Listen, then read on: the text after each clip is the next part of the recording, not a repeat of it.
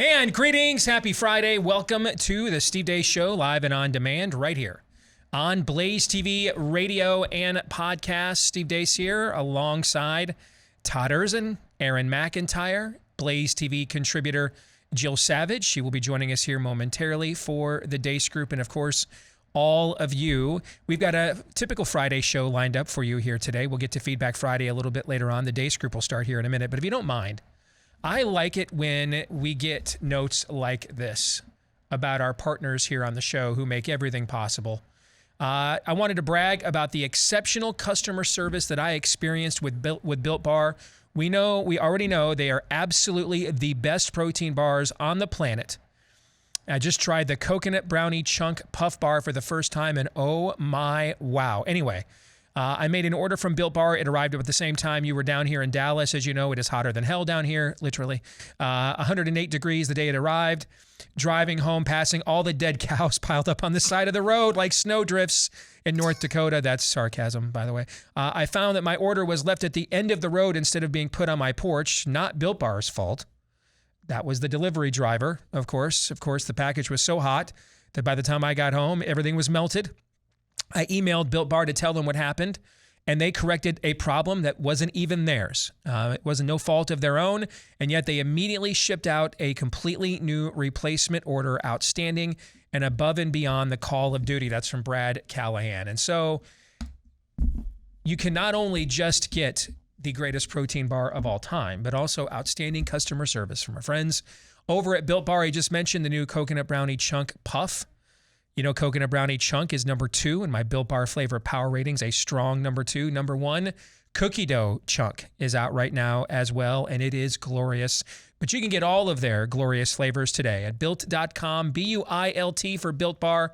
Go to Built.com, and while you're there, use the promo code DEACE, D-E-A-C-E, and you'll get 15% off your Built Bar order, no matter how large it is. My recent Built Bar order that I used my own promo code for was rather large. I ordered 4 boxes of chocolate chip cookie dough chunk. And the only reason I didn't order 5 is I just thought that I had to salvage whatever shred of dignity I had left and cut it off. Shred being the operative word. Shred would be indeed the operative word here. You are correct. All right, let's get to it. It is time for the Deace Group.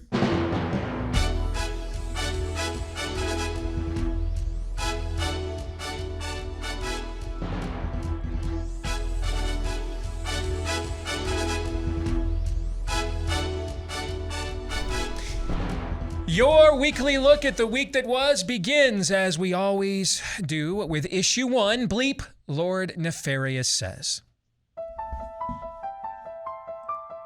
The reason Brittany Griner and other women are in Russia playing basketball is because they don't get paid anywhere near what the men get paid in the U.S., and that's just what they do. Do you feel like abortion should be illegal? No, absolutely not. They should definitely be legal. I wish I was aborted sometimes. Walker has the backing of the Republicans. Now you ask, why are Republicans backing this man who's so clearly unintelligent, who so clearly doesn't have independent thoughts? But that's actually the reason. Walker's going to do what he's told. And that's what Republicans like. That's what Republicans want from their Negroes.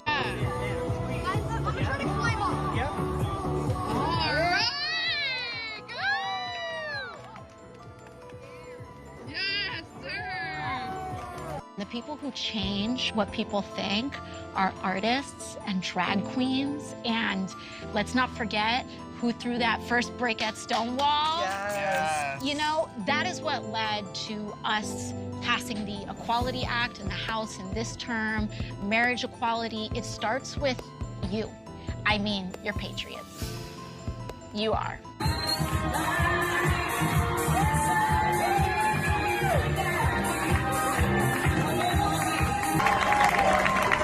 Look at all that money you just made. Look at all that. I have this giant pride flag in my classroom. And I work at a school that's got a lot of homophobia. So every time somebody new comes into my classroom, they have this look of just utter confusion, and I live for it. It genuinely gives me life. Her name is Britta Filter, and she is the Queen of New York. Yeah!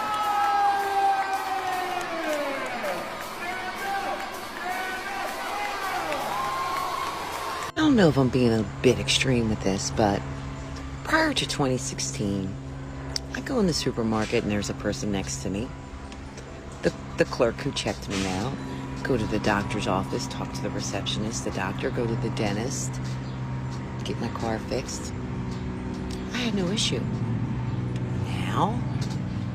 Now, 2022, I'm looking at the receptionist at the doctor's office and wondering if she's a Trump supporter. I'm wondering if my mechanic voted for Trump. I don't want you fixing my car, right? At the supermarket, the cashier who's ringing me through. Did you vote for Trump? Because I don't want you ringing my shit up.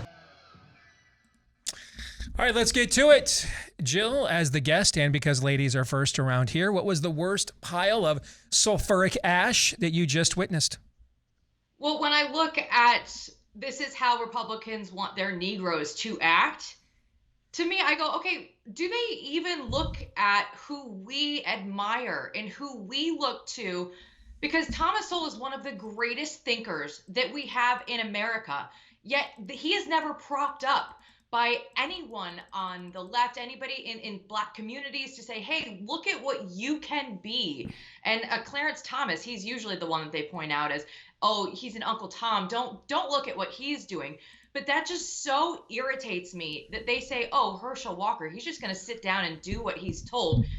Because like there's any proof that that's ever happened in Herschel Walker's life ever before. But to me, the very worst was that grandma at the very end saying, I can't have a Trump supporter checking me out at the grocery store, doing anything to fix my car. It's still going to be a problem going forward because it feels like national divorce is the only thing. Move to red states, people, where we all have to start just getting together in our own little communities because it's going to be local to get ourselves out of this, because who knows, there are some days where I wake up, Steve, and I'm like, yes, we're going to win. You see Carrie Lake in Arizona, things are looking good. And then there are other days where I go, okay, who is John Galt? How do I jump out of this? And how do I get a plan to escape from all of this madness? So that's any given time of day, my brain is doing one of those two things.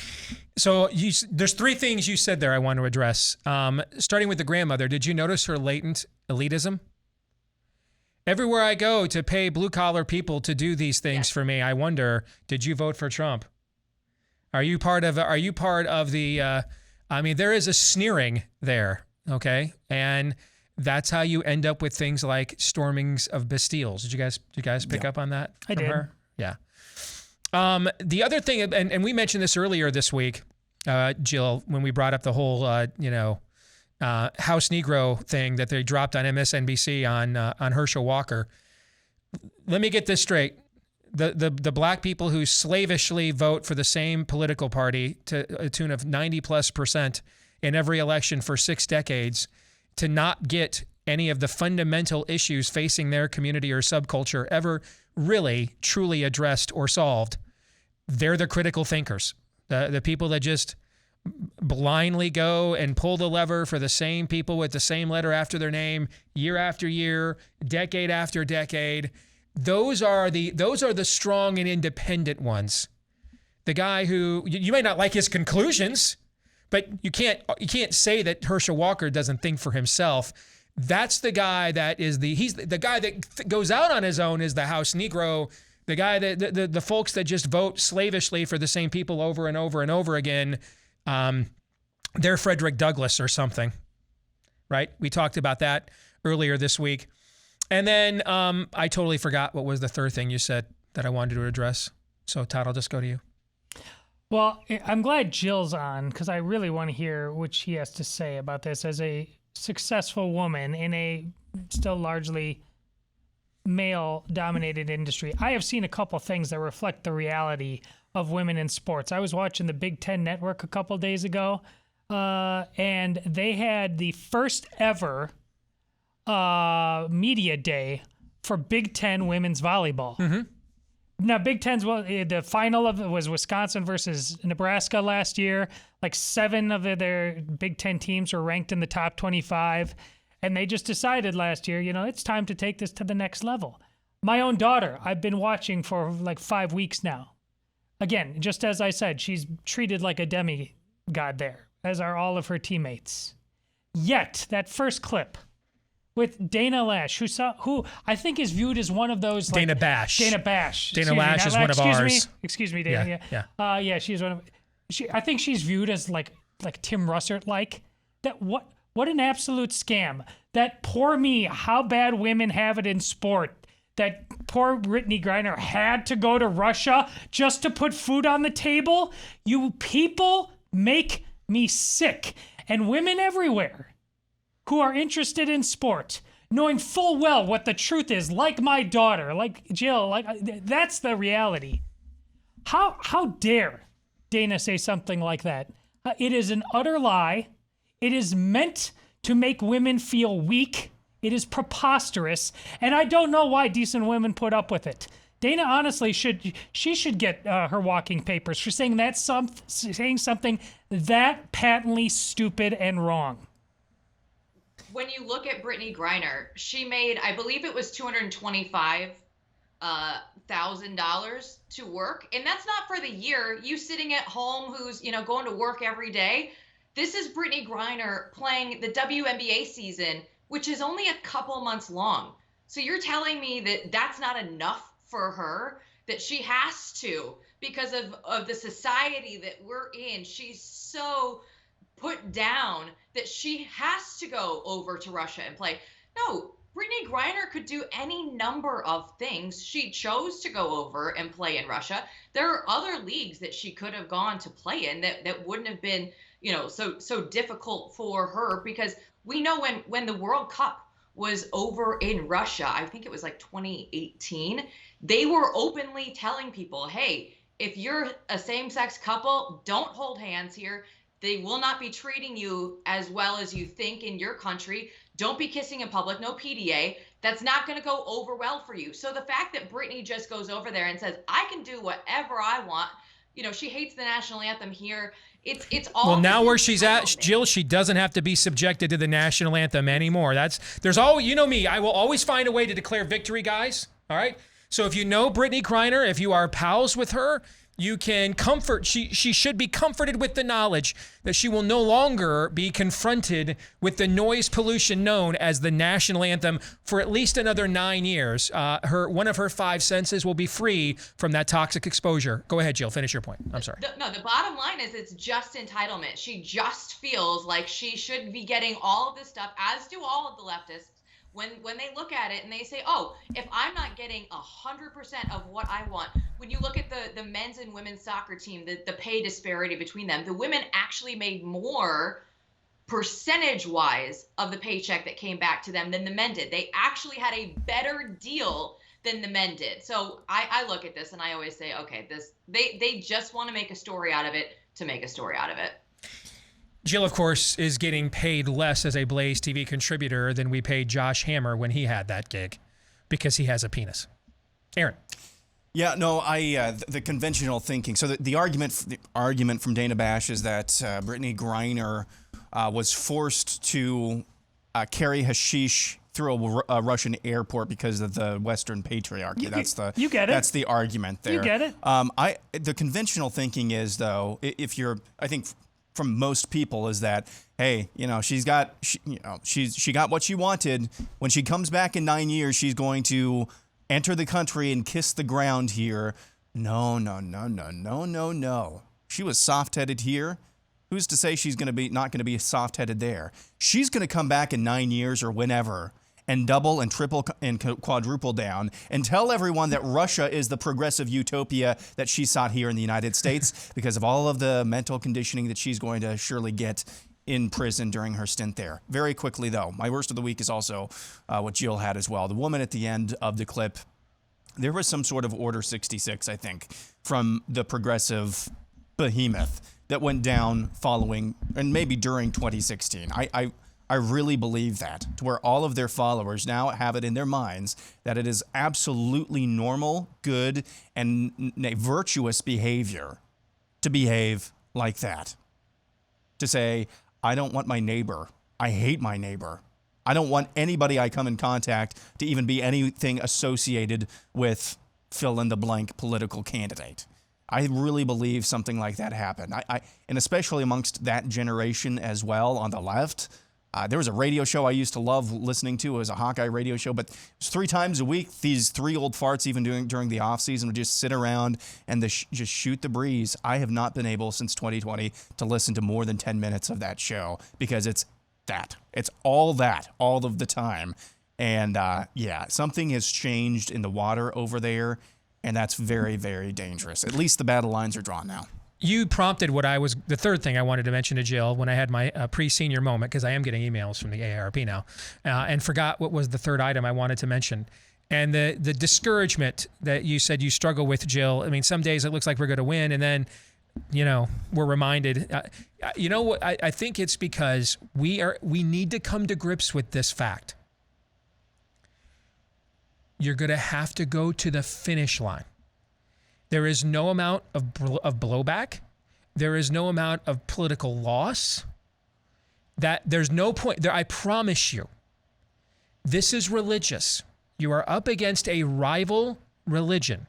There is no point, no level of shame, nothing. We're on a meta level. Every now and then they might do it. Twitter get enough blowback for suspending someone, they'll bring them back. Okay. But on a meta, they'll go back to still banning people in general, right? On a meta level, there is never going to be a time that they are going to say détente.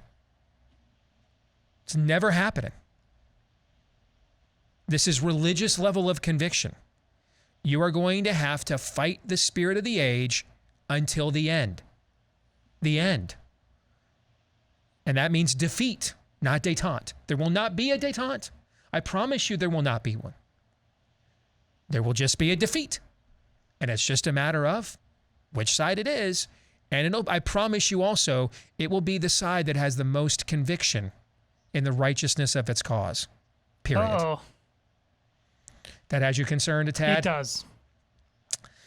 Then let's get to the exit question. On a scale of 1 to 10, with 1 being the odds that Joe Biden won't get rebound COVID again, and again, and again, and again, and 10 being the odds Lindsey Graham will get monkeypox again, and again, and again, and again, and again, and again. It's hurtful. Rate this week's level of total depravity, Todd. 10. Jill? 10. Aaron? It's a 10. 10s abound before we get to issue 2, because after all that total depravity, you might be thinking, time to can up.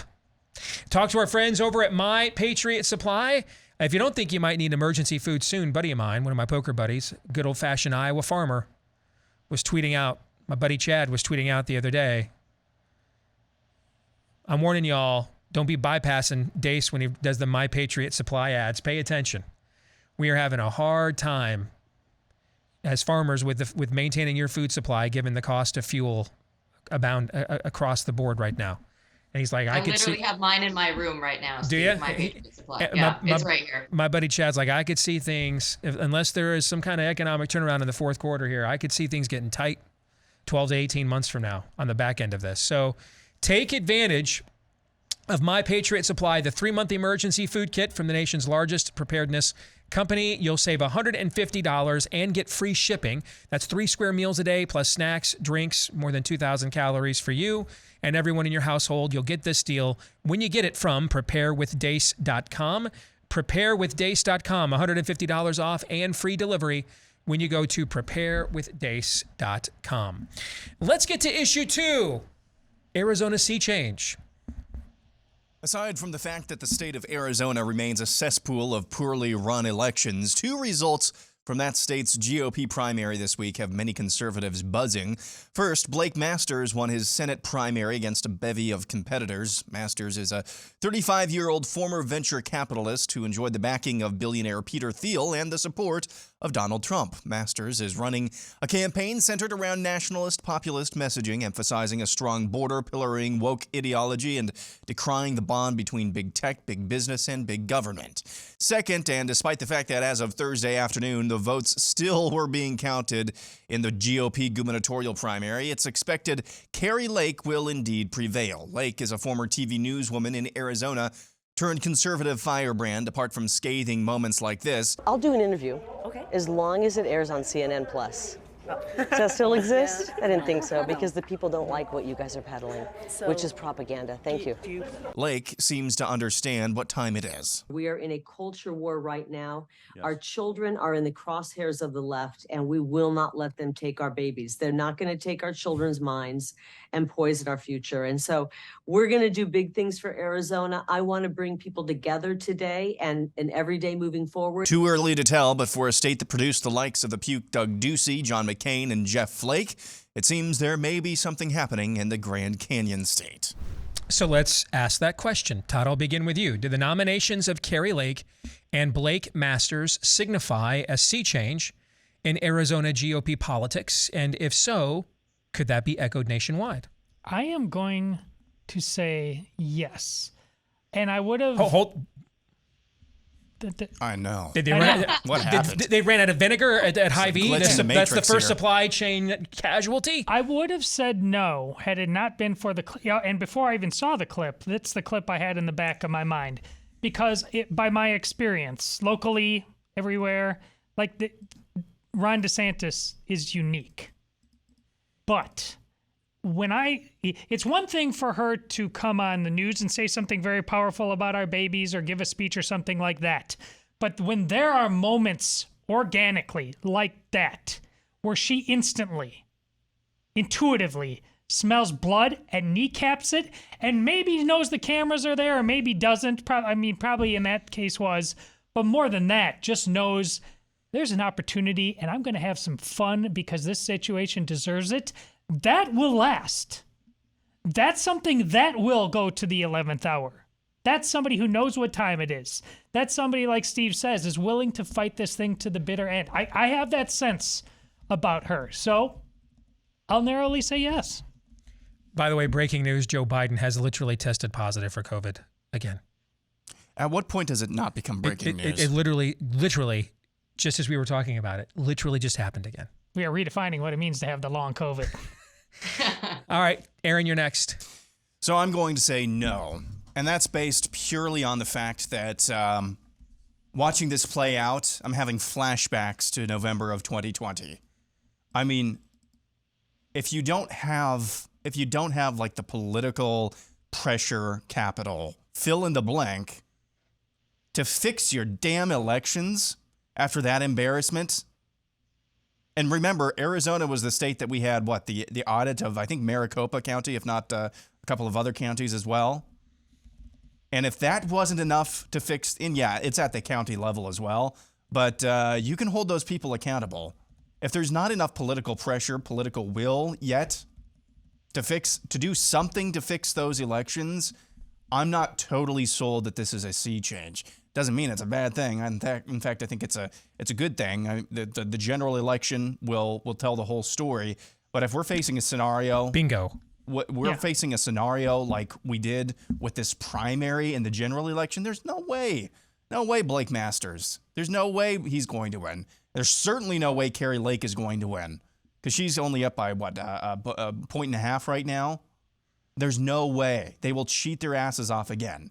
And if there's not been enough of a political will in that state yet to fix their freaking elections, I'm not sold on a sea change. Well, the person who... Go ahead. I want to The person who isn't fixing it is the person Carrie Lake is running against. It's correct. The Democrat Secretary of State. That's correct. So it's really on the table. So Jill, when you look at the turnout right now in Arizona, there's at least 150,000 more Republicans that voted in their contested gubernatorial primary than in the Democrat version. And Biden only won the state by about 11,000 votes the last time, okay? So that margin is important because I promise you there are going to be Republican primary voters of the McStain variety that are going to vote Democratic because Carrie Lake won, because they have more in common with them. That is, and they'll do the same thing in the Senate primary as well with Masters. He just appears to have more money than Lake does. So that's going to happen. So you're going to need some buffer, okay? But even if half of that margin, it won't be that high, but even if half of that margin was wiped out by people who will now cross over as Republicans and vote Democrat, that is still a 75,000 vote margin for her to win. Now, here's why that's important, Jill, because Aaron said the magic words.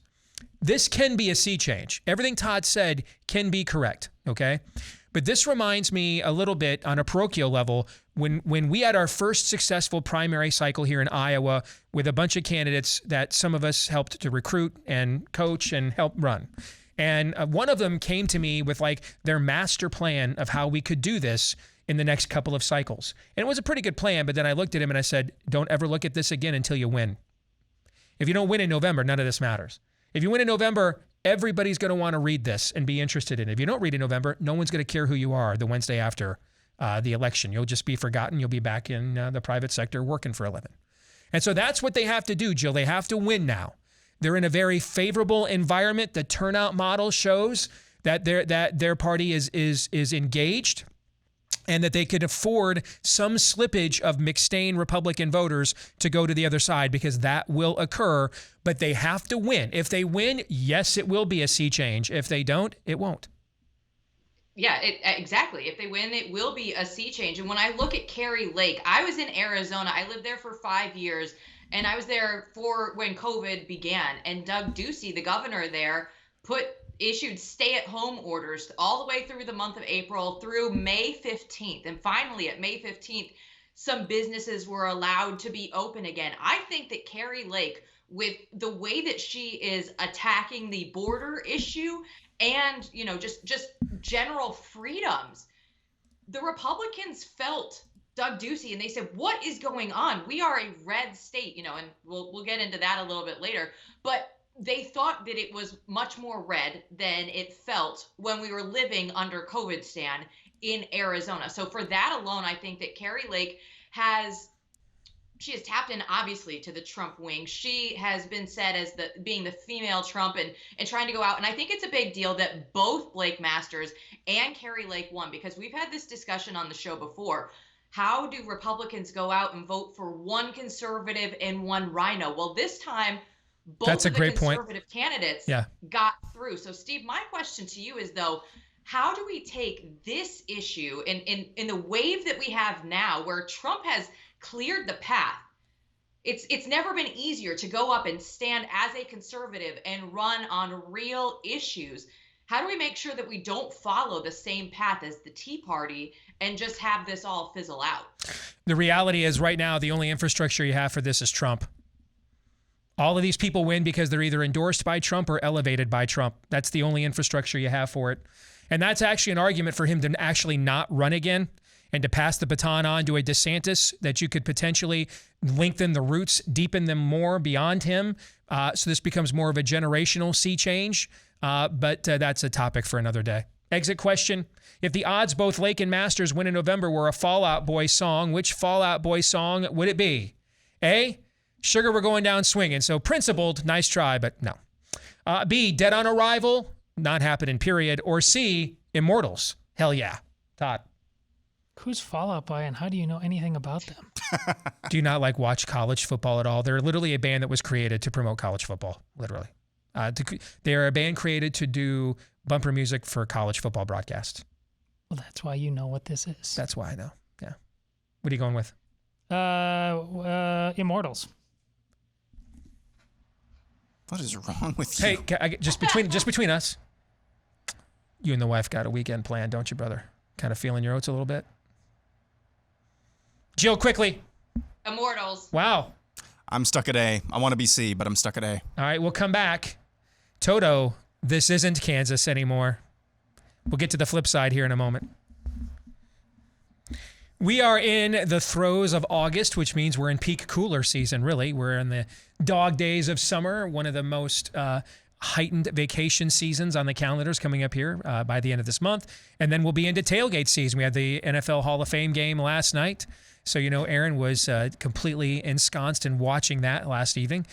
So this is the perfect time to go to our friends over at Taiga Coolers right now and get an outstanding premium American-made cooler with a lifetime warranty from a company that shares your values and your sense of snark. They might even, who knows, they might even customize your sense of snark onto a cooler for you like they did for me and Lindsey Graham and getting to the bottom of it earlier this year. Or you're just like, I don't care about that. I just want a badass cooler. They can do that for you as well. When you go to taigacoolers.com, TAIGA for taigacoolers.com, use the promo code Steve for 10% off while you're there and get that discount with the promo code Steve at taigacoolers.com. Again, that's TAIGA for taigacoolers.com. And now we return with Blaze TV contributor Jill Savage. Let's get to issue 3 here on the Deace Group. Toto, this isn't Kansas anymore. More Kansans on Tuesday voted for baby killing than the total number of registered Democrats in that state.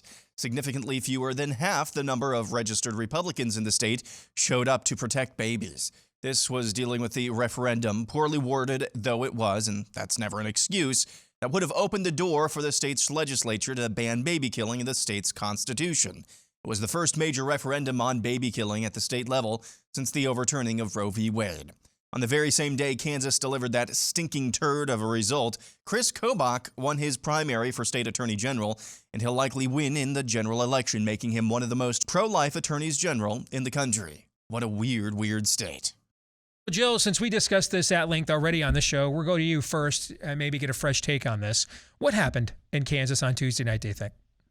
Well, we were talking earlier in the show. It's going to come down to whoever really truly believes in their issues the best, and that's who's going to win and who has that level of conviction. What we saw in Kansas is the voter turnout was far exceeding their expectations. 70% of new voters that were registered for this vote were women, and 20% of those that went and voted in this election didn't vote for a Democrat or a Republican governor in the primary. It's just going out and trying to kill babies. That's all they cared about. They showed up at the polls just to go and vote for their conviction to kill babies. Now, the messaging for conservatives has always been a problem. Aaron alluded to that in the video. Outside of DeSantis and Trump, after the Dobbs decision, there was a lot of talk around the ectopic pregnancy, saying that you can't get the treatment that you need. And, it's less than 1% of all of the abortions that, that they would go through and have anyway were all of these other issues. 90% was just because they want to go out and kill the baby. But all of the messaging after the Dobbs decision wasn't clear on our side. There was never somebody that stood up and really articulated that. In Kansas, if you have this and you come out and you say, okay, evil isn't going to stop, our side has to go through and make sure that everybody knew exactly what was on that bill and why they were doing it. And it just doesn't look like that was the case. And you'd expect Kansas to be conservative, and that was our downfall. All right. Aaron, what are your thoughts on what you just heard from Jill, or you want to take it in your own direction? So I think what happened in Kansas was similar to what happened in our own backyard back during last year's November elections. So those were the elections, remember, Loudoun County, Virginia, the Virginia gubernatorial race. Those were all center stage in the national spotlight, most of them revolving around education. Now, we have and still continue to deal with, even here in Des Moines and suburban and exurban, and Todd will tell you, and I can tell you as well, still dealing with some of the same issues, maybe not to the degree, but it's still the same tripe, the still same wicked tripe that they were dealing with in Loudoun County, Virginia. And yet here, other than a few races and a few suburbs, the candidates that would at least listen to people like us, or even agree with us on a lot of things when it comes to public education, they were just trounced. And I think the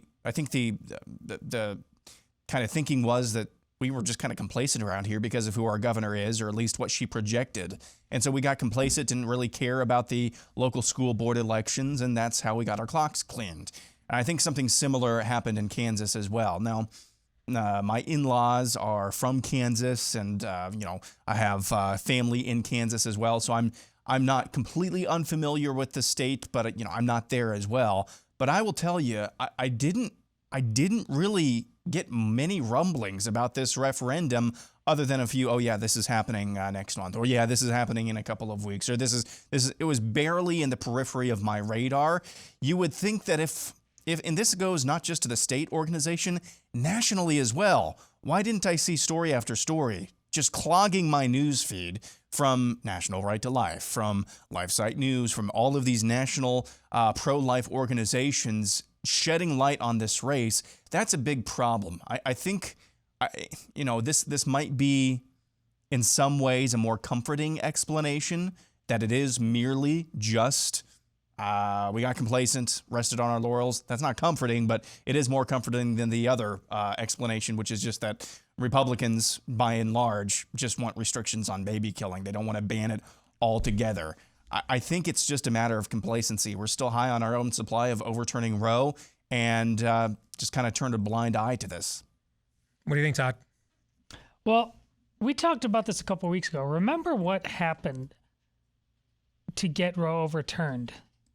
It involved the magical political feng shui of Donald Trump, of all people, as Steve has highlighted, appointing not one, not two, but three. And that only happening because of the unbelievable cultish hubris of Ruth Bader Ginsburg and her followers for keeping her on far too long. Short of that, that doesn't get overturned.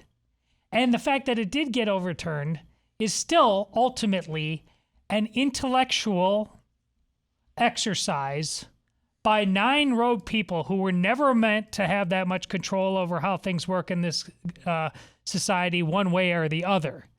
So glad that it happened, but not much changed. So we go right back to what Steve's been talking about lately, very recently. The people are the problem. And they're the same people that they were just a little while ago when Dobbs was overturned. And they have an appetite for killing babies and sleeping fine at night. And that's what happened. So let's get to the exit question here then. If the true pro-life views of most Americans were a lyric to Fall Out Boy's Sugar We're Going Down Swingin', which is the best rock song of the 21st century thus far, which lyric would it be? A loaded God complex, cock it and pull it. In other words, I'm kind of deciding what the moral line is around here. And I think too much abortion in this case is icky. So let's do something about that. But I still want the escape hatch in case I need to cover up my own mistake. B, I'm just a notch in your bedpost, but you're just a line in a song. Just, complacent, don't care, lackadaisical. C, I've been dying to tell you anything you want to hear because that's just who I am this week. People who think they are mostly pro-life, maybe, but in the end, when put to the test, are not. Jill. I'm going to go C. That's what we saw. People were just kind of going out there telling you what you wanted to hear and didn't show up at the polls. Todd? Yeah, C, because if there was ever a moment, a wave to ride, this is it. And they didn't. There's no real heart there. Aaron. C. Wow, another unanimous selection here. Okay. So that gets us to our kicker topic, issue 4. Are there actually any red states? Because I don't believe there are. I think there are states that are clearly redder, but is there a singular state in the union that they wouldn't even dare attempt to choke you out with a Chinese face diaper? They wouldn't even dare attempt to tell you, you close your church, but the Rainbow Jihad's church is open 24/7, yo.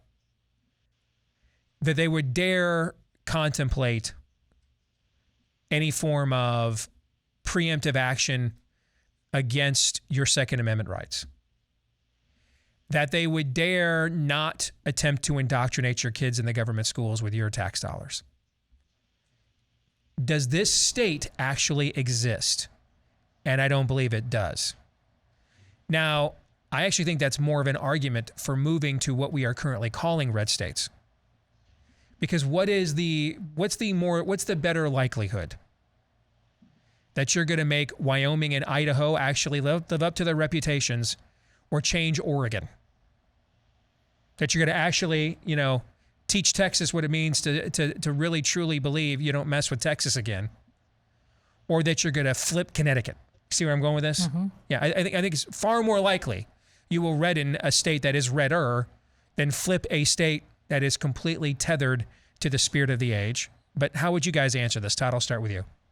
No, we don't have any red states, because something like what you're talking about would have happened long ago in these states regarding drag queen story hour. You would have had sheriffs. That's another one, even if I thought about it, because this is exactly what you're saying. You would have lined up, like they couldn't wait to do this, because, and right there in Kansas, more conservative state, these drag queen story hours are going on there.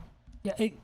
So do we really think a world that is sitting by passively watching drag queen story hour is got the appetite to rush out to the polls and make sure the babies? I mean, come on. What kind of stories are we telling ourselves to believe such nonsense? Steve is absolutely right. There are no red states, because if there were, people would be in jail, and it would have happened a long time ago. Jill?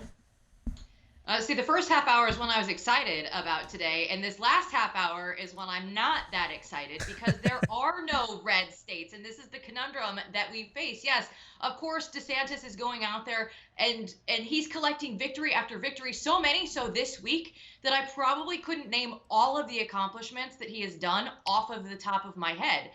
But that's not enough for where we are as a whole movement in general. We still go back. Everything is either controlled, the purse strings by Mitch McConnell or Kevin McCarthy. CPAC is going on in Texas right now. There was an article in the National Pulse that said they took 6-figure donations from a Soros-funded group. So all of this Rhino Bush Red stuff is still leading us. How are we ever going to have true red states if the people at the top don't believe in the things that you and I and this audience believes in? I loved when Daniel Horowitz came on your show and said that Ron DeSantis was running a no-huddle offense that he kept pushing every day. Now, if we do get a Carrie Lake in Arizona and a Ron DeSantis in Florida, and they are able to push the narrative so far ahead, Greg Abbott is going to have no chance. He is going to have to. Yeah, he's going to be squeezed between the two of them. You're right about that. He's going to have to follow their lead. So with that, maybe you actually get to where we all would like it to be. But outside of that, Ron DeSantis is just a lone wolf at this point in time. He needs some reinforcements and governors across the country to help him get there, to get true red states. Well said. And that's why, as a female, she is the underpaid BlazeTV contributor in accordance with her male counterparts. So, get a part-time job in Russia. We wish you well. Indeed. Just smuggle your drugs across our border instead. Yes. We're totally okay with it. Aaron. No, there are no red states. But again, I keep coming back to this refrain that courage is contagious. Mm-hmm. When you expand the Overton window, in our favor, meaning the expectations are elevated for the people you represent, then you start to see action. Somebody tweeted at me yesterday, hey, why isn't Greg Abbott going after the state attorneys that are backed by George Soros or other left-wing attorneys? Why isn't that happening in your red state? The expectation is raised, and that's a good thing. Actually, the standards, let me say that, the standards are raised. Expectations aren't worth anything. The standards are raised, and that's when you see competition on our side of the aisle instead of we'll just do a slower lurch to the left. There are no red states right now. The closest, as has been said, is Florida.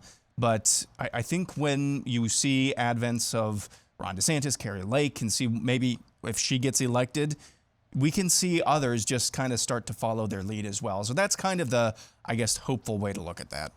All right, let's get to predictions. Jill, go. I look at the Iowa football season, and man, it's bleak because the total offense number for Iowa, they were ranked 121st behind Rutgers, UNLV, and Vanderbilt last year. I am going to go out on a limb. The best that they have finished in the last 8 years is 87th in total offense. If we can just get in the 60s, guys, we're going to be a good football team. So that is my prediction. Somehow, some way, Iowa football is going to be ranked in the 60th percentile in total offense at the end of the season. That would be an incredible progression, particularly given the schedule that Iowa is playing this fall too. This is one of the toughest schedules they faced in the last few years at the same time. I'm not asking for great. I'm just asking for decent, guys. All right, Todd.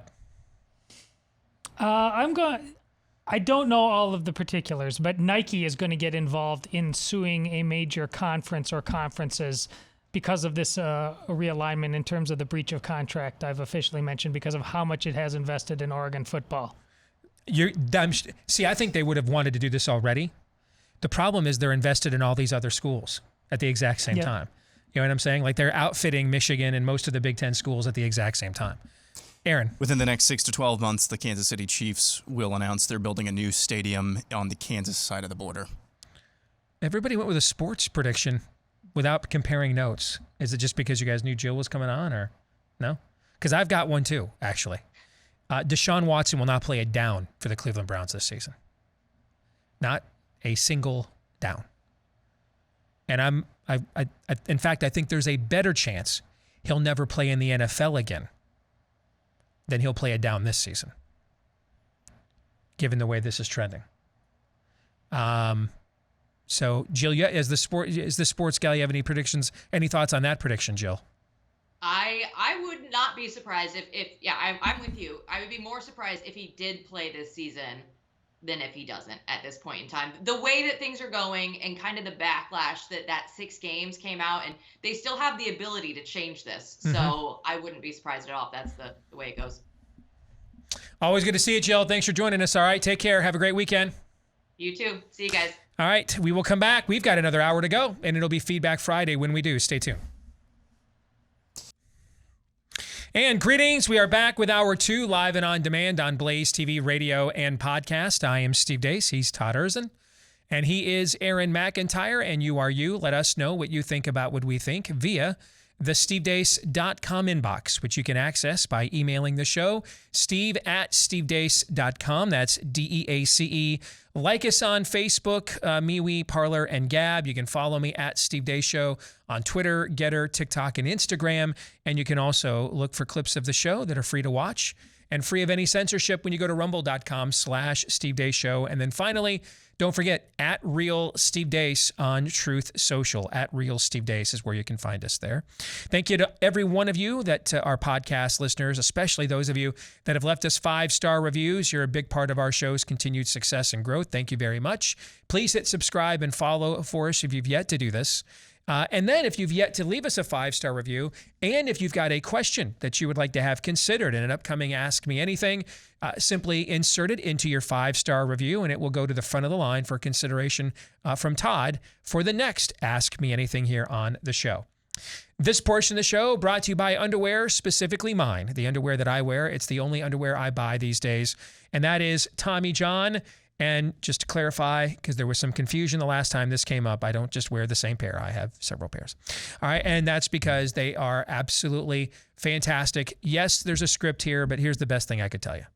I can't give you a better endorsement than when they let me try a product for free, and I love it so much that I go back in and buy it out of my own pocket again and again and again. That's why Tommy John doesn't just have fans, they have fanatics. And that's why they also have over 17 million pairs sold of both underwear and loungewear, which they've also got a line for the ladies as well. Right now, you can get 20% off your first order, 20% off your first order when you go to TommyJohn.com/Steve. That's TommyJohn.com/Steve. All right, you guys ready for some Feedback Friday? You bet. Always. Seth Flam has a suggestion. He says you guys need to start Deace's Razor. It's just depopulation, bro. What do you think? Asked and answered. I like that one. All right, we will begin to deploy that. Thank you very much, Seth. This one's a little lengthy. Okay. But I think when I get to the end of it, you'll realize that it was worth it. All right? I want to celebrate the overturning of Roe v. Wade along with all of my fellow pro-life Christians, but my grandma heart is broken. I was born in 1973, the year Roe v. Wade was decided. I was raised in a pro-life home. I was taught the value of life and that life begins at conception. Growing up, we talked about how important it was that Roe v. Wade be overturned and how we could help make that happen. And someday we would be able to celebrate that in this country. We could then save all those precious, helpless babies. I have lived this, and we have taught our children the value of every life. I have never wavered in my own pro-life views. But on Thursday evening, June 23rd, approximately 12 hours before the Supreme Court had released the decision that Roe v. Wade was now overturned, my husband and I found out our 24-year-old daughter had had an abortion 2 weeks earlier. We had known for about 5 weeks that she was pregnant with her second child, and that is when she told me via a text message she was considering an abortion. I did not handle that news well. You could say maybe I flipped a lid.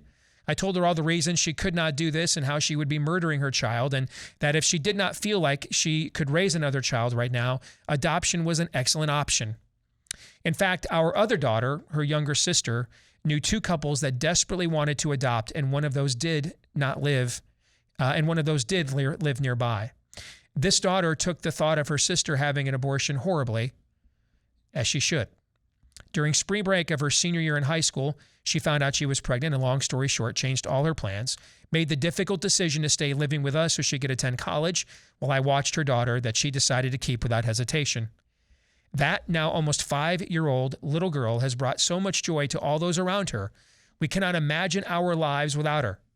Our daughter met the love of her life, and they were married last fall, and she's now expecting her second child with him in September. None of that would have happened if she had decided to have an abortion and follow her set plans instead. God always knows the best plan. While we have definitely made some major parenting mistakes, we too raised our kids in a pro-life Christian home. So to hear one of my children tell me that abortion was even an option was devastating. She told us that she thought we would support her. I told her I had no idea why she would think that. Nothing we had ever said or did should have made her think we would support her killing her child as an option. We tried everything in hopes that she would have made the decision to keep this precious baby. Once my cooler head prevailed, I came up with a plan. She could move in with us. She would get free food, free childcare for both her babies, and the only rent I would collect from her we would put directly towards her actual debt. In just over 2 years, she'd be debt-free, on her feet, able to raise those babies on her own. We invited her over to the house to tell her about this proposition that we had for her. She turned us down, saying her and I did not get along and she needed her freedom. We do not get along that well. We used to butt heads. Now the relationship is very superficial because I do not always engage with her. But it is not a relationship that is detrimental to us. It would be inconvenient for us to live together, but we would have found a way given what was at stake. I'd already been through being a grandma to a grandbaby in our home and letting her mom take the lead, and I followed. She sat on our living room floor that day watching her 9-month-old son bring smiles to our faces as she crawled around, played, giggled, and was being the free spirit that babies are, as she spewed out all the reasons she needed to have this abortion for her and how it was better for her son, that this baby was not yet a life, and that all the other crap the pro-baby killers spew out. I was horrified. We said all we could think to say. We sat there in silence for bouts of the conversation. I could not comprehend how she could watch her son in front of her, who she wanted and planned, and say the baby inside her was not a life, how she and her son had more value than the baby inside of her. She could not understand how we could possibly put this unborn baby's value equal to her and her son's value. The conversation was left with she would schedule an ultrasound and see if she felt anything when she saw the baby. In the meantime, our other daughter sent her a very powerful documentary on why not to have an abortion. My baby sister had an abortion as a young college student after being pressured by her boyfriend. We all found out after she made her peace with God and right before she got married to her wonderful husband. That abortion tore her apart, and 20 years later, I reached out to her and asked her to talk to her niece about her experience and to try to reach her. The things she wrote to our daughter, I was certain would have changed her mind. It did not. We asked her several times if she had made her decisions. She either said not yet or did not answer us. She had her abortion on a Saturday in June. I found out when I was looking over our health insurance claims from the prior few weeks. Listening to so many of the shows on the Blaze since that day that Roe v. Wade was overturned has been painstakingly hard. I want to rejoice at this decision, especially finding out later that Friday afternoon that Arizona Planned Parenthood had ceased all abortions until they figured out the law in our state. But every time I think of this glorious decision, I think 2 weeks, if only she had waited 2 more weeks, if only she had procrastinated like she does with so many other things. Just 2 weeks later, and this grandbaby would be entering the world in December. Even if she would have chosen adoption, knowing our grandbaby was alive and in the world would have been wonderful. I listened to your show after Roe as you talked about the woman who testified before Congress about having an abortion out of self-love, etc. As you talked about that woman, I sobbed because you were describing my daughter and how I felt about my daughter. She did this for her. There was no other reason except this baby was inconvenient. I don't know where to go from here. I have been praying for an answer, filling my head with Christian music and uplifting podcasts, asking God to guide me in what to do and how to handle this from here. Most nights include hours of not sleeping and only crying, thinking, and praying. I don't want to lose my grandson, too. He has a precious life, too, and I will have to answer to him someday if I decided to lose touch with our daughter and he asked me, Grandma, where were you? Why weren't you a part of my life? When our 2 sons found out what their sister did, they too were devastated. No one wants to talk to their oldest sister right now or see her. How do we go forward from here? What is the right thing to do? If we go back to the way things were, does that tell her that we do not think what she did was a big deal? By having her over, what does that do for the family relationship? Is it fair to the other kids to have her here? Signed, broken-hearted Grandma.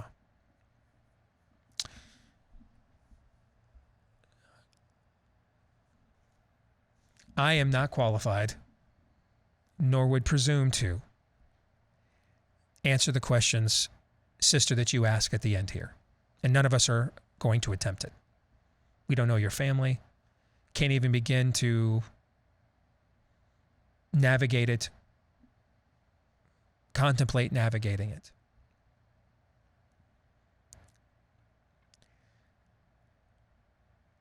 So I just want to say this.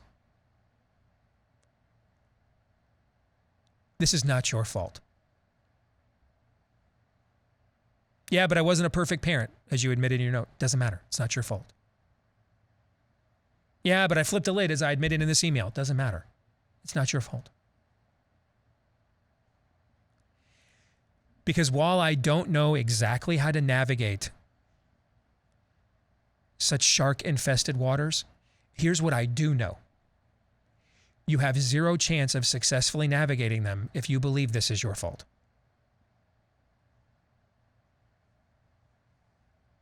She is an adult. She is a mother. Don't let her put that juju on you, Ricky Bobby. No.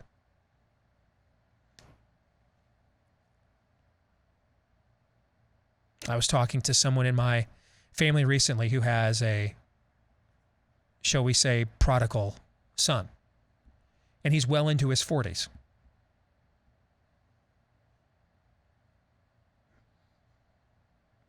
And she's like, I did this wrong. And this is, nope. I wouldn't let her get away with it. No. Even if you weren't mom of the year, he's in his 40s. The statute of limitations on guilt transference have long ago expired. If he commits a violent crime, he will not get to go before a judge and say, well, you know, my mom wasn't home enough. She worked too much outside the home and left me at home with an abusive dad. So this is how I turned out. It's not my fault. No, they won't accept that. And he'll go to prison for his actions. He is responsible for his actions, as is your daughter.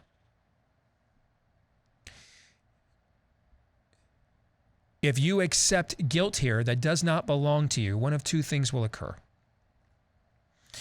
You will either A, seek to validate everything that this daughter of yours does from this time forward as a way of making amends. And you'll never, the hamster will never catch the piece of cheese on the wheel. You'll never make adequate amends. You won't get there. So you'll just keep affirming more and more terrible decisions as a way of essentially trying to maintain her version of a warped relationship. Or B, you'll just continue to get angry and lose your cool. And then you won't see things clearly, soberly, and drive an unnecessary wedge. If indeed a wedge is driven moving forward between you and your daughter, let it be because her conscience is seared and her heart is hardened. Not because either yours is or you affirmed her heart in its current state and therefore enabled it. I have no idea how to walk and chew gum here at the same time. Therefore, by the grace of God, go I, sister. I have no idea. None. None at all. But I do know this. You are going to need to be as clear-minded and lion-hearted as possible to figure that thing out. Because this is a terrible ordeal for your family, obviously. But it is a terrible ordeal that did not occur. And I'm just throwing out hypotheticals now. Because when she was 14, you said a crossword to her. Because when she was 16, something occurred and you weren't the best advocate. Nope, nope, nope. That doesn't mean, by the way, that those things that she may use as excuses, you could not have done better on. But they are not excuses for her behavior here. She is an adult. And so if you allow this sense of guilt that I could just kind of sense was trying to bubble to the surface as I read your note here, if you allow that to take root, you will put your own heart in the following circumstance. A, I will turn on the things I said I believed in order to maintain this relationship and put her above God, make her my God. Because I've seen parents do this. Or B, I will get self-righteously angry and then justify her behavior to her. She'll feel justified in it. And that's why my parents are religious hypocrites and didn't really care about me. You know, she believes enough lies already. Don't give her any more. She's accountable for these actions. No one else. No one else on earth is. She made that decision. Here's another question I would have for you. Where's the guy that got her pregnant? Because he is accountable for that. Where is he? Who is he? Because that factors into the equation as well. Is he still in her life to negatively influence her?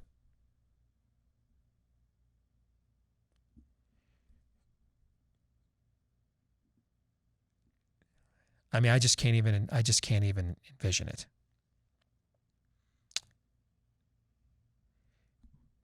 But I wanted to share this note because I wanted us all to be reminded of the stakes that we are playing for here. These are not theoretical issues. They're not talking points. They're not even values. They're far more tangible than that, as this broken-hearted grandma is living right now. The stuff we're playing for here is literally life and death. Literally. Like physical life and death are the lowest stakes we're playing for. Soul life and death, eternal stakes, are the highest.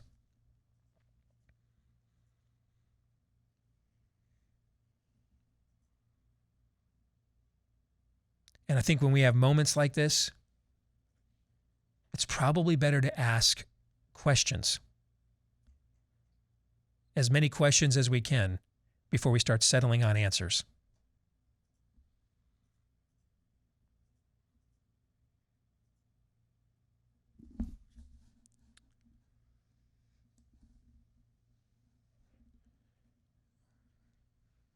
Let's move on.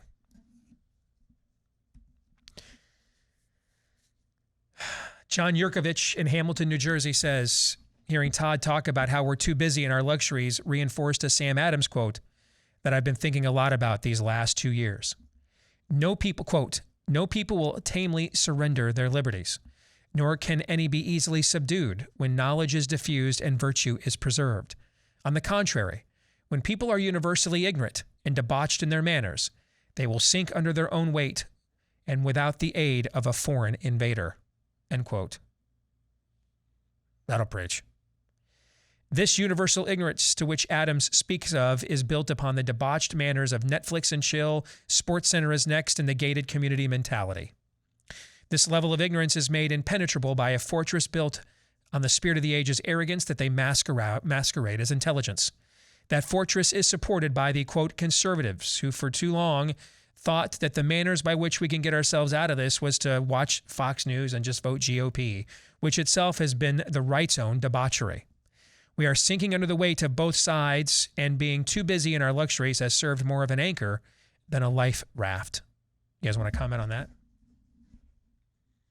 Well, the faith that we preach is the cross. It by definition clearly states there is no such thing as a cruise control. So when we talk about things other red states, we've had this conversation before in other contexts, but are we in fact a Christian nation? And because of what this letter writing is talking about, I think it's abundantly clear we are not, no matter how many people go to church this Sunday, because the idol of comfort is one that is very much, and there's, not all idols are cut out of the same cloth. The ones that are very much in your face may be powerful for a time, but sooner or later, and it's why in the Bible, the fire-breathing devil horns, things like that, that's not in Genesis. It's did God really say? And that's what the idol of comfort is. It is very much along those lines. When you're just sitting there and you don't feel threatened by anything, and it's going on out there, but I'm just high as a kite, and you literally are. You're stoned because you understand there is a reality out there, but I got mine.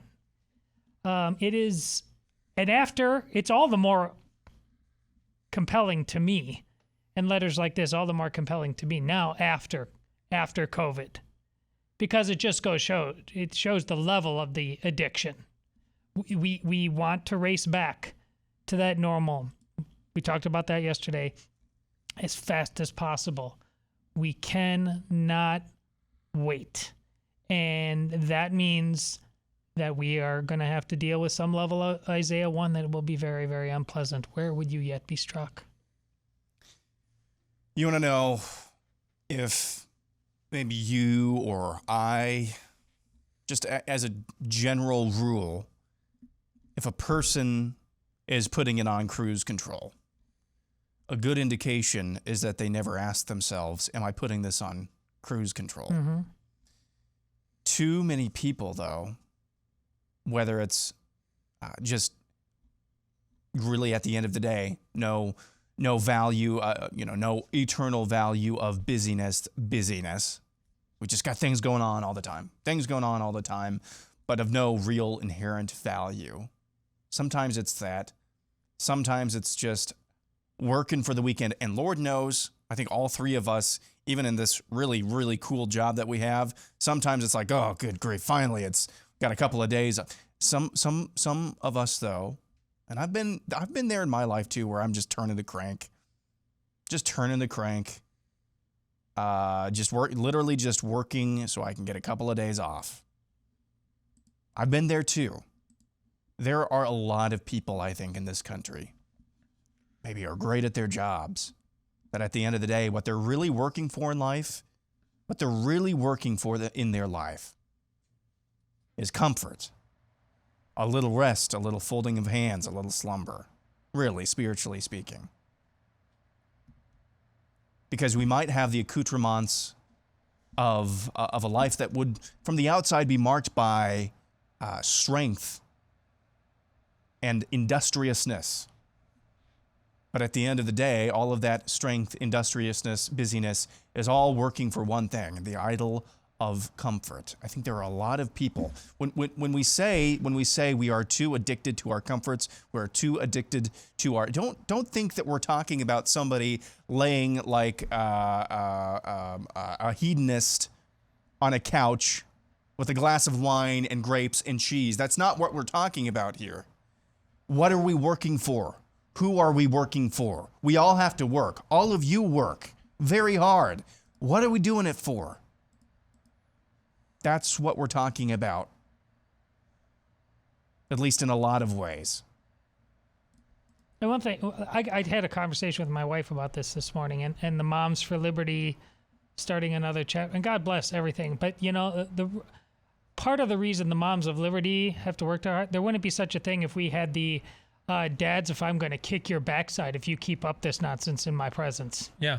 How about I'm going to kick your ass. Yeah. This continues. Being a man is not a leisure pursuit. Mm-hmm. And way too many of us think that real status has to do with never rocking the boat. I've seen these guys are just like, what? It's tone conversations, work within the system conversations, no matter how bad it gets. You're wrong.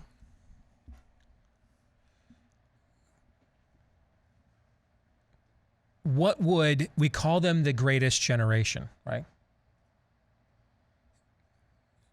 And for certain, women played a vital role. The women of that generation played a vital role in the home front during World War II. Oh, yeah.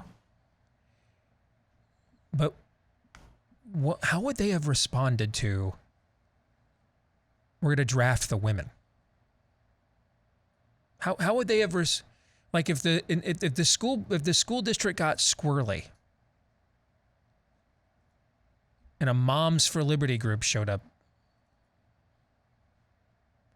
wouldn't they have been like wouldn't they? You see where I'm going with this? Yeah. I mean, I love what they do. I know a lot of them around the country listen to this show. Yes, they're great. I'm guessing you guys are applauding what we're actually saying and thinking here, because everywhere I've gone this year to speak, nothing has gotten a louder applause line than when I call out the men for sitting on their ass while the women go and fight their battles for them. And it's always the women that are doing the applauding. That's the loudest applause line I have everywhere I've gone around the country this whole year. The idea, and we're only talking like a generation ago, basically, but the idea that it's not just that the women would be on the front lines, but they would be on the front lines without the dads, without their husbands. I just can't even contemplate. They would not even have contemplated that in any previous generation of America that built this country into what, by reputation, you and I think it is or is supposed to be. That's not the mindset that accomplished that. Yeah. That the men would just be busy doing other things, and that the women would take on the role of confronter. I don't even know what to say to that. Yeah. There's I've mentioned it a long time ago. There's a great episode of Andy Griffith. And when I saw Griffith, it, you mean? Griffith blew my mind when I saw it as a kid. Now, Andy, he's like America's dad, right? Yeah. Very nice, very, very, very kind. But there was a boy that was out of line, and that dad came in to the office, to the police office, to kind of argue with the sheriff about what was going on. And Andy kind of set him right very pleasantly. And the dad said, "You know what? I think you're right. You've convinced me." And Andy says, "You know what? Well, he on TV said, I got there's a shed out and back if you need to go take care of business there." But implying like, the proper answer to this young boy to turn him into a man is to give him a bit of a whooping. Mm-hmm. That is, you can't even wrap today's average man around that sense of duty. It is such a different way of living. Today's man just can't be bothered. All too often, rich or poor, red state, blue state, whatever, they just can't be bothered. And it's never going to work. Ever. They've been conditioned that way. Yeah.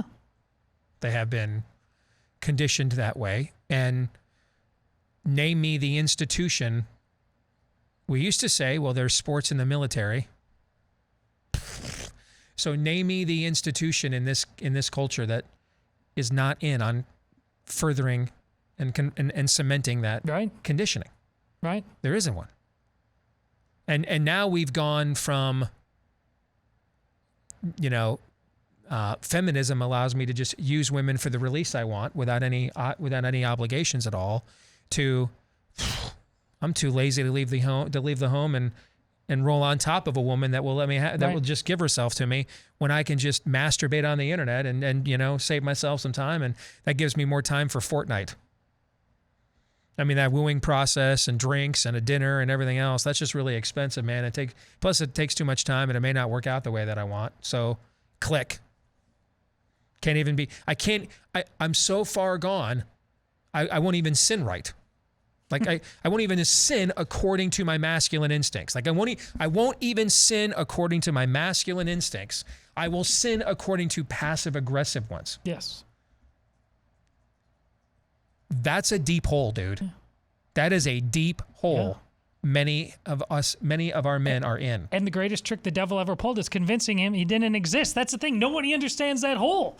Before, when it was the big monster and the masculine, okay, there's the hole. We understand it. Men, if they go wrong, they go this way. Now they're like, I'm making 6 figures. I do whatever I want whenever I want to. Your hole is as deep as it ever was.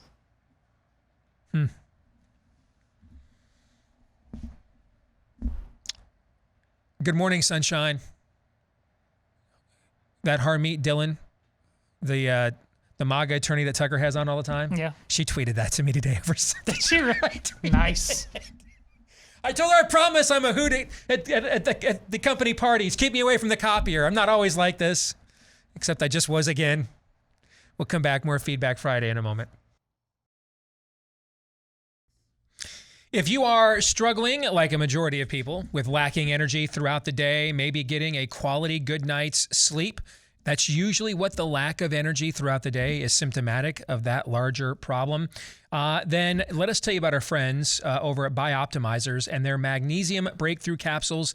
Hit those 30 minutes before your head hits the pillow, because they include 7 essential forms of magnesium included in this full spectrum serving that will help you relax, unwind, turn off your active brain after a long, stressful day.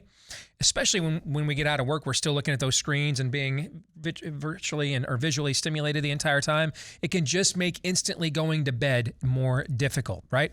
So turn that active brain off so you can rest peacefully, wake up feeling more refreshed, vibrant, and alert. Magnesium Breakthrough has become a household name over the years because of its reputation. Just recently, the company released their 4th upgraded formulation that works even better than the ones before.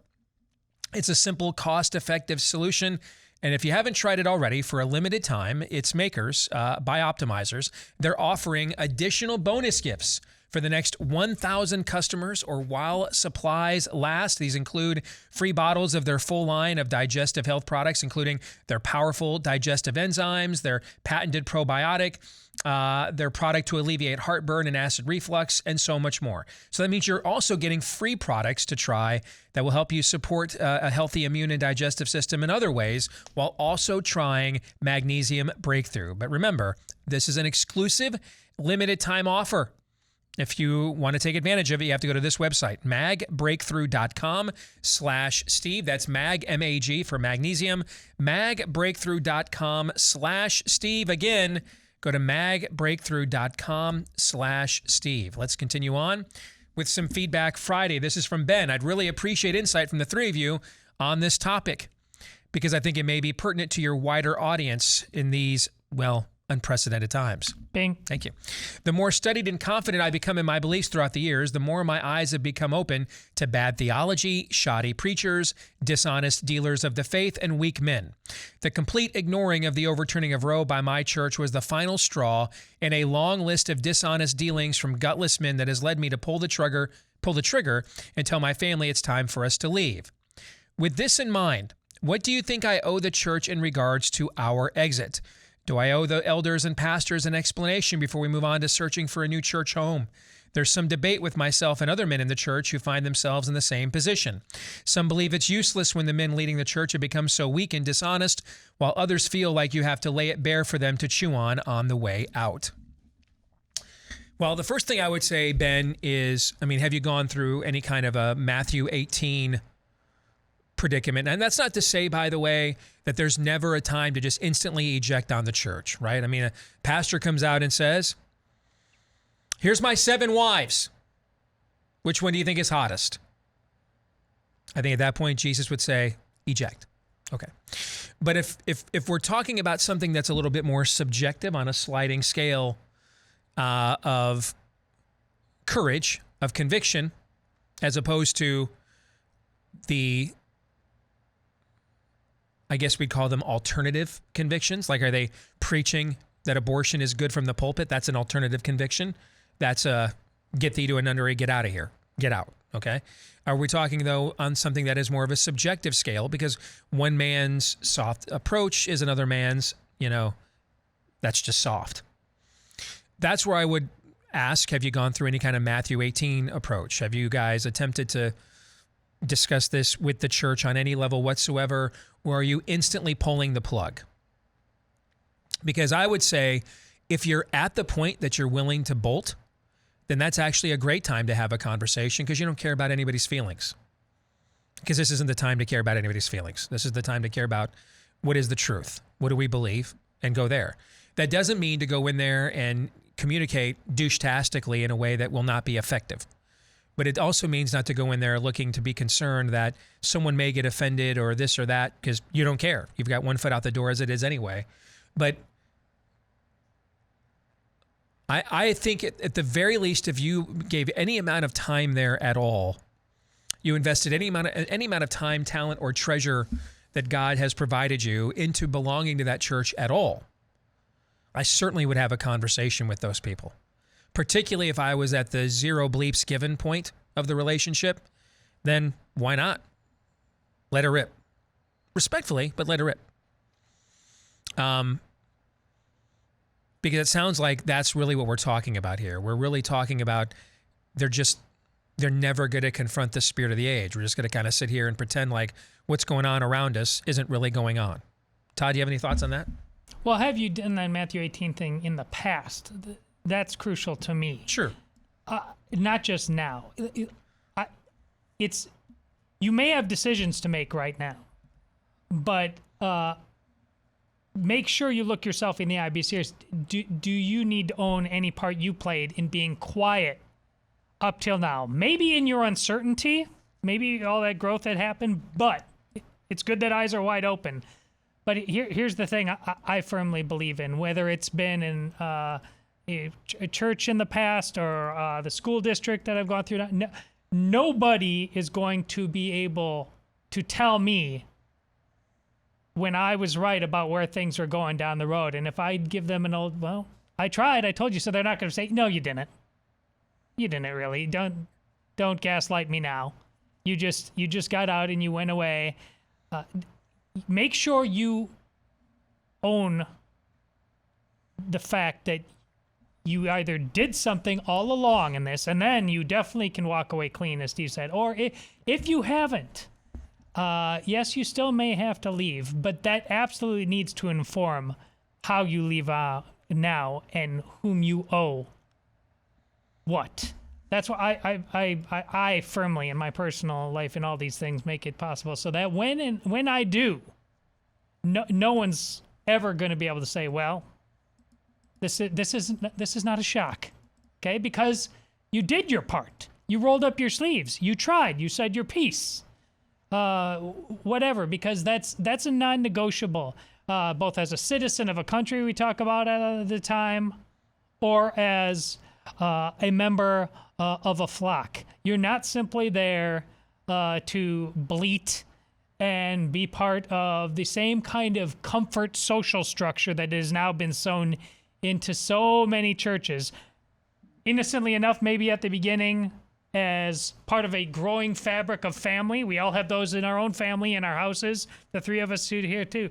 But when those things become the faith, And so just be honest with yourself. There's no right or wrong answer that the three of us here in this room can possibly divine for you. But be honest with yourself. What have I done up until this point? Because if the answer is very, very little, you're going to have to extend more grace into this period of discernment and going elsewhere. Aaron, you have anything? You want to move on? Yeah, I would just... I'm not sure what all the minute details are. Just make sure constantly you're checking your own motivations in your own heart. That's basically all I would say in this entire process. Check your own motivations, check your own heart. Follow as much as you can possibly discern the leading of the Holy Spirit through any sort of process like this.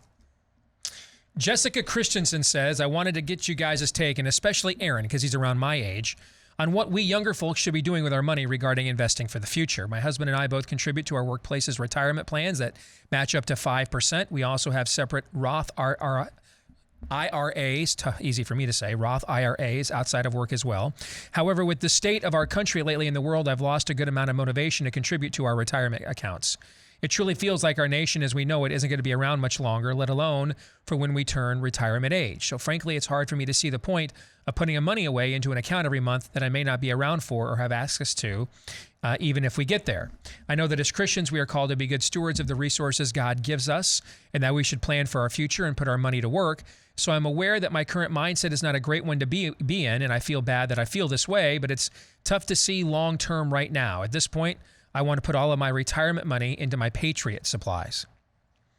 Well, first of all, retirement's not a biblical concept. I was just going to begin with that. That's number one. It's just not a biblical I have concept. Strong feelings about this. Yes. I mean, the idea that you work until a day that you can just hang it up and do nothing and not be productive is just not a biblical concept. Now, here's what also too comfortable, perhaps. Here's what also, by the way, isn't a biblical concept: hanging on and hanging on and hanging on and hanging on and not letting another generation take its turn and passing your lineage and legacy on to them. That's also not a biblical concept. Okay, so neither one of those are. But here's the thing: what if you're wrong? So if you don't want to save for retirement, like we're not saving for retirement, Amy and I are not.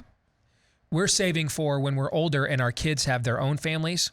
We're not a burden on them.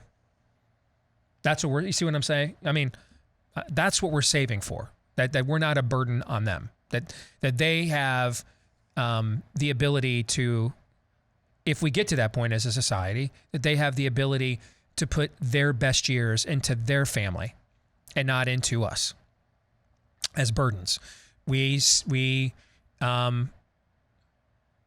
One of the reasons why I didn't, move to a bigger home or anything after a #1 selling book is because it had been on my heart for several years that I got to start saving money for a wedding fund, because sooner or later one of these girls is going to come to me and say, "Hey, Pops, I think I found the one." And then shortly thereafter, I put the money away for that. One of them actually did. All right. But those are also things that's my responsibility as a dad to provide that. And I wanted to make sure that I was going to be able to do those kinds of things. So there are still things that you can be responsible for without taking part in the retirement canard that I don't think it's unbiblical. I mean, God says to the Israelites in a time of captivity, get married, still have families, still work. I mean, the idea that these things are suspended in the future is not true. That's not a biblical concept either. So I would maybe consider, Aaron, rerouting my focus from what the world might be like when I'm 70 to making sure that I take the prosperity that God has given me, and after I give him my first fruits, I also make sure that my kids later in life don't have to give their first fruits to me, that I've absolved them from that. Yes, and that is absolutely the right motivation to have, and that's where I was going to go with this. But how do you go about doing that when your money is debased at the rate that it currently is? Right. So what do you do about that? And I'll just be honest with you. Here's my 3-point plan. I don't know. I really don't know. I don't know. I've thought about, building a shed and filling it with like booze and cigarettes or something like that. I've also thought about, Hey, gold is a good thing as well. It looked like Bitcoin was going to be a good thing as well. Is it rebounding? I don't know. I've got a little bit of money in Bitcoin. Yeah, I've only lost now 45% of my Bitcoin investment. It was 60% a month ago. So there are things like that as well. I would just say the laws of economics are always there, no matter what. I think it just depends on whether or not you have the ability to discern what things will hold value. Because what we're really talking about here is what things hold value economically. So if you're asking, if you put a gun to my head just for a safe investment, gold, not just for its beauty, but for its utility now in the electronics age that we live in now. There's gold in everybody's smartphone. At least there used to be anyway. Maybe that's not the case anymore. But its value, its beauty, utility, to me, precious metals like that, or companies that deal with that, are going to be probably as safe as you can hope for. But I would just reinforce this as well. Retirement, not a biblical concept. I intend to work until I drop dead. Intend. I might be in a car accident where I'm a quadriplegic. What happens then? Is Ben gonna, my almost 1-year-old kid, is he going to have to then take me on? I don't want that. I don't, like you said, I don't want the burden. So think in those terms. Think in terms of, if you do find something to store your money in, it's about others, not about you. That's always going to be the good thing. And then I would just add as well, at the end of the day, too, this is not an excuse to be lazy. That's not even close. But I've found myself more, now that I have a kid, more anxious, finding myself battling anxiousness about the future more than I ever have before. Just rest and know that God's promised always to take care of us, everything that we need in terms of provision. So don't be anxious about it. That's the message. Well said. Let's close out with this note from Jenna, who says, our family closed on a new home this past weekend during these unprecedented times. Bing. Indeed. Thanks for sharing the information about the website, realestateagentsitrust.com. We had moved to a new state and found an agent through that website. She was awesome, so knowledgeable. She helped us find a great lender, even, and a good inspector, everything. As we worked with her, we learned more and more about how much respect and great connection she had in the area. Our inspector even did a follow-up inspection for us for free as a personal favor to her, and we love our new home, and we're so thankful for it. That's why we've been telling you about realestateagentsitrust.com. That's the kind of real estate agent you're looking for, the kind that has those kinds of connections. And then years later, Jenna, when you're doing upgrades, chances are she may know some affordable contractors or two, because people often like to do upgrades before they sell a home, right? So she would have those kinds of connections as an agent, I'm guessing. Those are relationships you're looking to harness, but you got to get them through a real estate agent you can trust. And you're going to get that through the website, realestateagentsitrust.com. That's realestateagentsitrust.com. Todd, you have a last word? Well, to that previous letter writer, she actually said, I feel a little guilty, I think, about not planning for the future. You're seeing it the exactly wrong way. Your eyes are open. You're free. You can prioritize accordingly now. Make first things first. And because a lot of those comfortable people, that's all they think about is retirement. That is a blip on human history in terms of the kind of people who can think about it. And that's when the devil realized he pulled something off that's amazing. And it's the heart of Steve's book and now his movie. You are free. Reprioritize. This isn't an idol for you anymore. It doesn't mean it doesn't matter, but it's not an idol. That's a wonderful, blessed thing. That is well said. I am looking forward to heading down to Chattanooga this weekend, Chattanooga, Tennessee. It's going to actually be cooler down there than it will be here this weekend, if you can believe that. And I am heading down there to speak at Calvary Chapel Church. I'm going to give the message to their weekend services, and then we've got a special program on Sunday night as well. So if you were in the area and you can make it to one of the services, come down and say hello. That'll also mean, by the way, no show on Monday, because that's when I'm coming back. All right, so everybody have a great weekend. We'll see you Tuesday right here on Blaze TV. Until then, John 3:17.